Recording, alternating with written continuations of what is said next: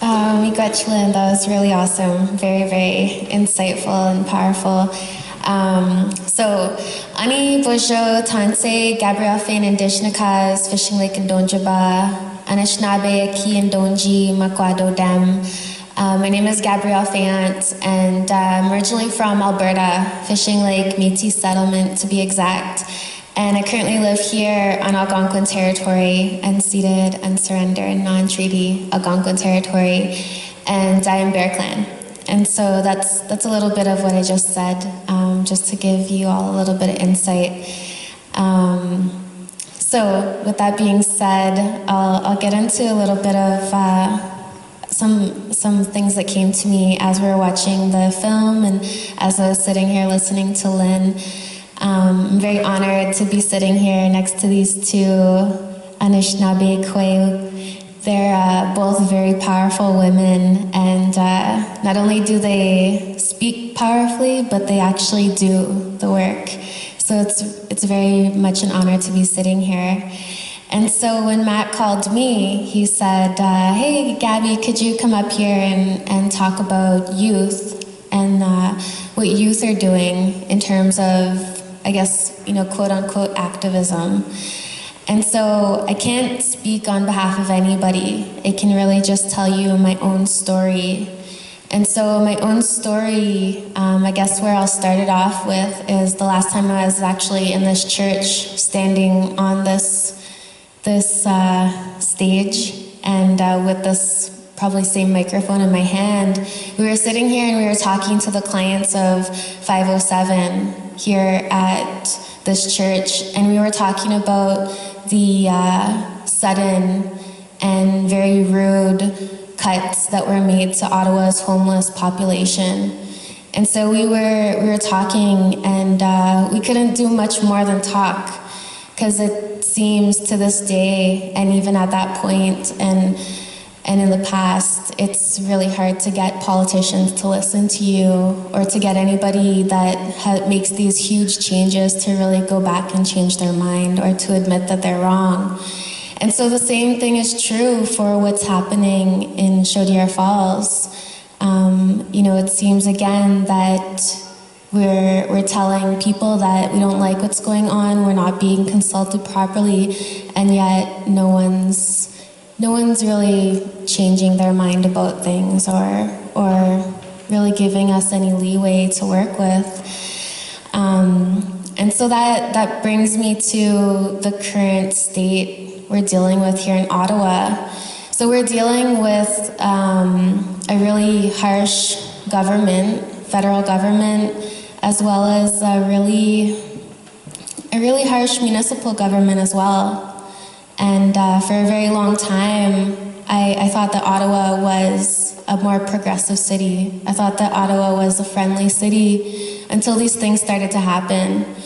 And then I really got to see the colors of the city.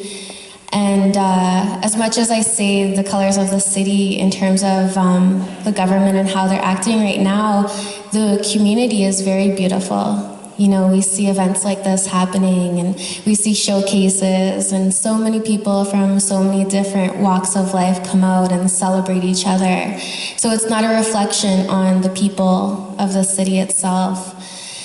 And so we have these governments that are forcing these decisions on us, and at the same time, we're fighting with each other.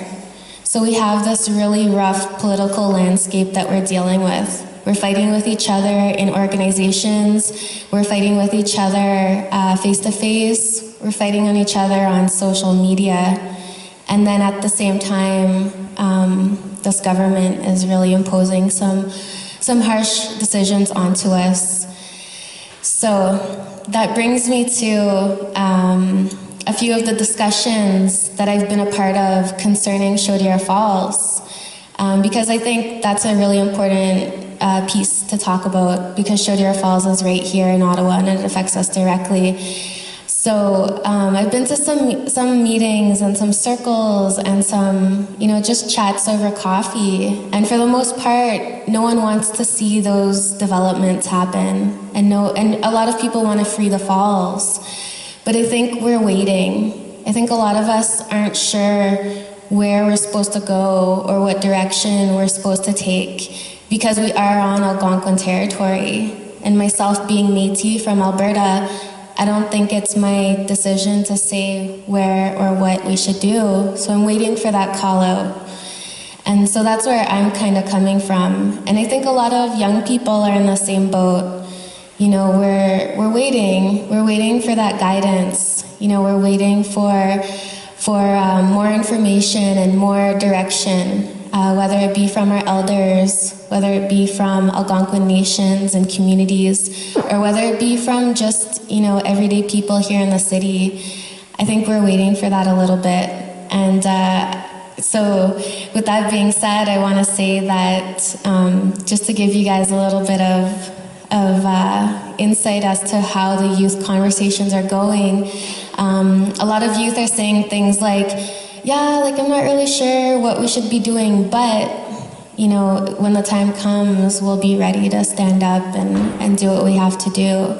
So it's definitely not a hopeless situation. There's a lot of hope there, and I think the same thing goes for different people from different age groups, from different backgrounds, and from different territories.